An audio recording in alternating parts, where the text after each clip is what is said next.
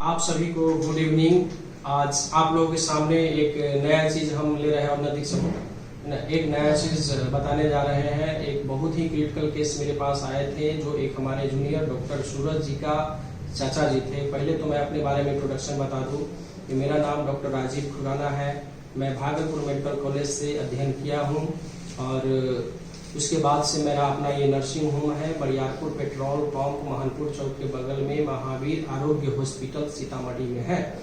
तो यहाँ बहुत सारे मरीज आते रहते हैं। बहुत सारे मैंने क्रिटिकल केस को देखा हूँ जिसमें पेशेंट काफ़ी अच्छे से ठीक होकर गए हैं। ऑक्सीजन सिचुएशन उसमें 40 से 50% था। ऐसे ऐसे केस सब आए और ठीक होकर गए। ठीक उसी तरह से एक मेरे जूनियर के चाचा जी बीमार पड़े थे, जिन्होंने 25 तारीख को कोविड का इंजेक्शन लिया था और डायबिटिक थे। तो इंजेक्शन लेने के बाद से इनका स्थिति बहुत खराब होने लगी। 60% सिचुएशन हो गई। तो गांव के लोग से पहले ट्रीटमेंट लिए, उसके बाद जब सिचुएशन घटने लगे ऑक्सीजन का, तो इन्होंने तुरंत हमको कॉल किए। कॉल करने के बाद जो है सो फिर स्थिति है सो इनको बोले कि आप लेकर आ जाइए। फिर ये लेकर जब आए मेरे पास तो मैंने देखा तो इनका स्थिति बहुत ही खराब था और मेरे यहाँ ऑक्सीजन की व्यवस्था नहीं होने के चलते मैंने इनको बोला ITI जो कोविड सेंटर गवर्नमेंट की तरफ से सीतामढ़ी में बनाया गया है, आप वहाँ ले जाइए और वहाँ जो भी दवा प्रिस्क्राइब करेंगे उसके अलावे होगा तो मैं यहाँ से गाइड कर दूंगा। फिर इन्होंने वहाँ लेकर गए। फिर इन्होंने वहाँ लेकर जाने के बाद ऑक्सीजन सपोर्ट मिलने लगा। फिर थोड़ा सिचुएशन अच्छा खासा हो गया। उसके बाद दवा जो था नॉर्मल दवा चल रहे थे, जिस कारण से फिर से इनका स्थिति खराब होने लगी। फिर इनको डाउटफुल हुआ तो फिर इन्होंने हमको कॉल किए। फिर हमने बोला कि ठीक है मैं देखता हूँ ऑक्सीजन की व्यवस्था करके। इतने में इन्होंने किसी प्राइवेट हॉस्पिटल में गए। वहाँ से है सो शायद इनको सजेशन किया गया कि आप CT स्कैन करा कर लाया जाए, तभी जाकर ये होगा। ये बेचारे CT स्कैन कराने के लिए जब गए तो वहाँ पर सीतामढ़ी सेंटर है CT स्कैन का और ये है अपोलो कौन सा है पॉपुलर जांच घर का CT स्कैन सेंटर है। वहाँ दोनों है सो सेंटर बंद पाया गया। वहाँ स्टाफ बोले कि सर लॉकडाउन के चलते है सो बंद है, अभी कल सुबह में आप आइए। इतने में ये लोग काफी घबरा गए और घबराने क्योंकि उस समय सिचुएशन इनका 65% था ऑक्सीजन का, तो इसीलिए घबराने के चलते इनका स्थिति है सो फिर हमको तुरंत कॉल किया और बहुत रिक्वेस्ट किया कि बॉस ऐसा होगा तो मेरे चाचा जी के कुछ भी हो सकता है। फिर मैंने ऑक्सीजन कहीं एक जगह से मैं व्यवस्था किया, क्योंकि मेरे जूनियर की सवाल थी, एक डॉक्टर की चाचा की सवाल थी। अगर मैं ऐसा होता तो मैं कैसे बचा पाता। तो फिर इन्होंने फिर मेरे यहाँ लाए और लाने के बाद है सो मैंने इनको एडमिट किया और जितनी दवा चलनी चाहिए थी उतनी दवा मैं सिर्फ एंड सिर्फ नॉर्मल दवा से इनका व्यवस्था किया गया। फिर कुछ मेरा ऑक्सीजन खत्म हुई तो फिर ये भी खुद अपना से सिलेंडर एक जगह से कहीं से अरेंज किए। फिर 3 से 4 दिन तक है सो एडमिट रहे। ये जब मेरे यहाँ इन पेशेंट का नाम था ध्रुव कुमार, इनका घर था ध्रुव पंडित नाम थे। इनका घर धनकौल पड़ता है, थाना है सो बाजपट्टी है, जिला सीतामढ़ी है। ये हमारे यहाँ 8 मई को आए। 8 मई से पहले भी आए थे तो मैं कोविड सेंटर पर भेज दिया था। उसके बाद लास्ट में जब स्थिति बहुत खराब हुई थी तो है सो ये 8 मई को हमारे पास आए। तो उसके बाद से ट्रीटमेंट हुआ और काफी अच्छे सुधार हो गए और कल 13 तारीख को इनको ऑक्सीजन हटाने के बाद से 95-97% सिचुएशन मेंटेन हो रहा था। मेंटेन होने के बाद है सो मैंने देखा कि अब पूरी तरह से ठीक है। विदाउट ऑक्सीजन के कल से लेकर आज तक पूरी कंप्लीट है। और बीच बीच में मैं स्टेरॉइड देता था। डायबिटिक होने के चलते इनका इंसुलिन भी बढ़ जा रहा था। इंसुलिन बढ़ने के चलते फिर मैंने इनको इंसुलिन ऐड किया। इंसुलिन से पूरा रिकवर हो गए, सारे चीज नॉर्मल हो गए हैं और आज मैं डिस्चार्ज करूंगा इनको। और इसी के लेकर है सो इनके अटेंडेंट डॉक्टर सूरज कुमार और पेशेंट के जो लड़का है, ये दोनों से अभी आप इंट्रोड्यूस करेंगे, है ना? इंट्रोड्यूस करेंगे।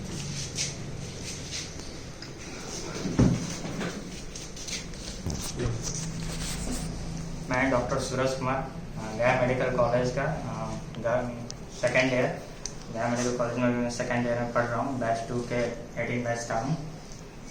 डॉक्टर राजीव खुराना मेरे सीनियर हुए, जो कि मुझे हमेशा हर क्रिटिकल कंडीशन या फिर किसी फ्यूचर के लिए हमेशा गाइडलाइन देते रहते हैं।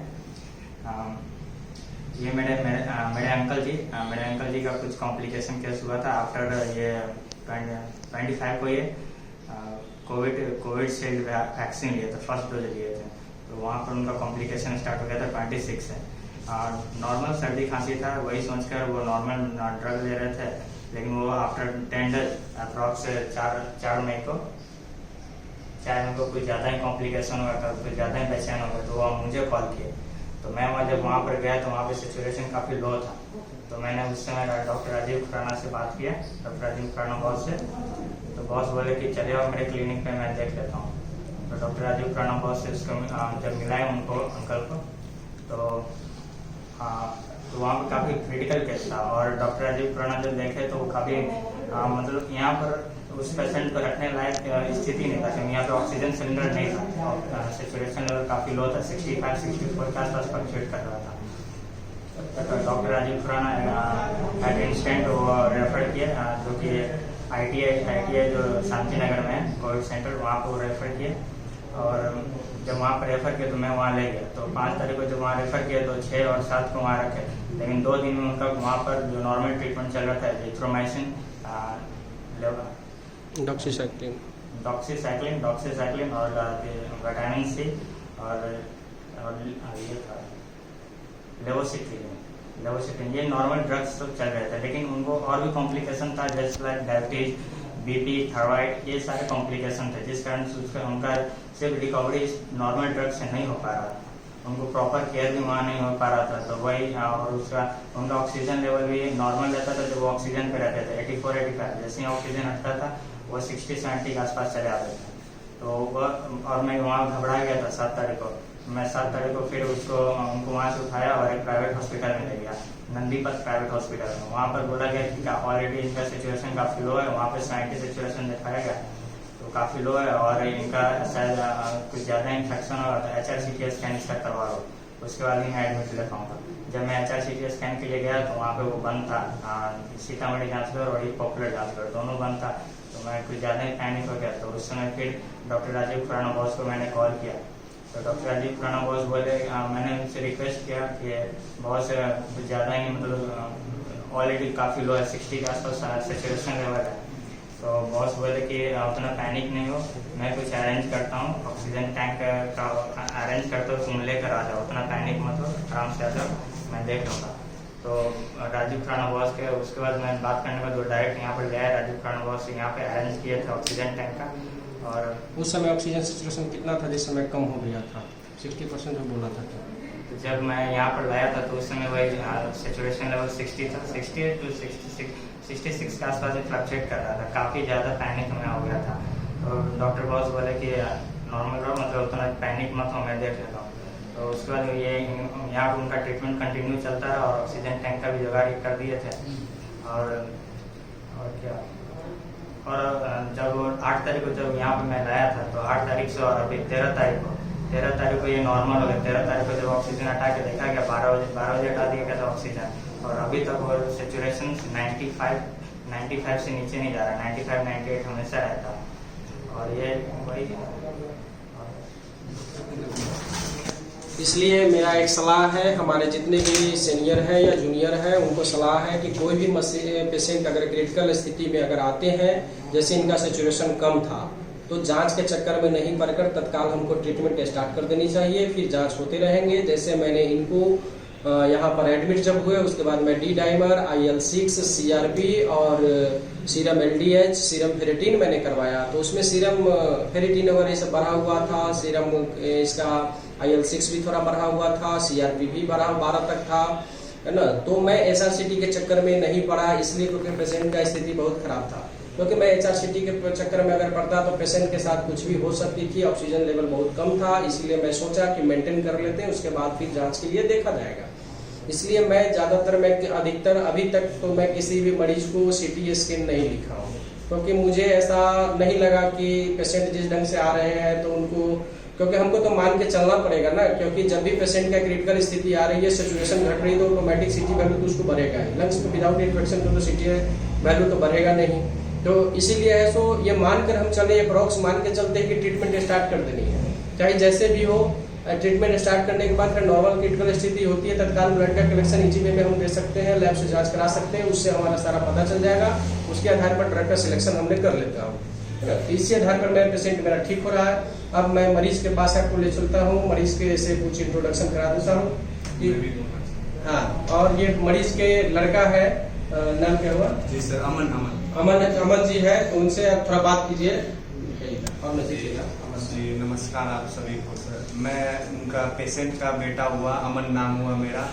और सर मैं यही बताना चाहता हूँ कि कुछ यहाँ आने से पहले इतना खराब कंडीशन था, ऑटो में ही सांस फूलने लगा था। मैं बहुत घबरा गया था। भैया से सीनियर जो सर है, उस सर ने बहुत मदद की। और उनके द्वारा जो दिया गया प्रिस्क्रिप्शन, ये दवाई कैसे किस टाइम खाना है, उनका किस टाइम खाना है, उनका जो क्या एकदम शेड्यूलिंग, एकदम इनका जो स्टाफ सर का था, वो टाइमली इंजेक्शन टैबलेट्स कराने में मेरी बहुत मदद किया। सर से हमेशा मैं पूछता रहा, हमेशा सर 24/7 मेरी मदद किए। फोन पर नंबर दिए क्या खिलाना है, कुछ भी सर का पूरा मॉनिटरिंग के कारण आज मेरे पापा इस कंडीशन में हुए हैं। मैं तहे दिल से सर का, भैया का शुक्रिया अदा करना चाहता हूँ। और इनके कारण ही आज मेरे पापा अभी बैठ पा रहे हैं और अच्छा कंडीशन में है। और आप लोग घबराइए नहीं, सर बहुत अच्छे हैं जी, हमेशा पॉजिटिव बातें। और आप हिम्मत रखिएगा तभी पेशेंट हिम्मत रखेंगे। आपके जो रिलेटिव किसी को रखा हो तो पेशेंस ही बहुत बड़ी चीज़ होती है। और सही ट्रीटमेंट भी बहुत जरूरी है। टाइमली ट्रीटमेंट, सही ट्रीटमेंट, सही दवाई जो सर ने मुझे डॉक्टर सर ने मुझे मेरी बहुत मदद की। मैं सर से तहे दिल से आभारी हूँ हमेशा के लिए। धन्यवाद सर। अब ले चलते हैं आप लोगों के सामने, मरीज के पास में हम ले चलते हैं, फिर दिखाते हैं कि क्या सिचुएशन था इनका।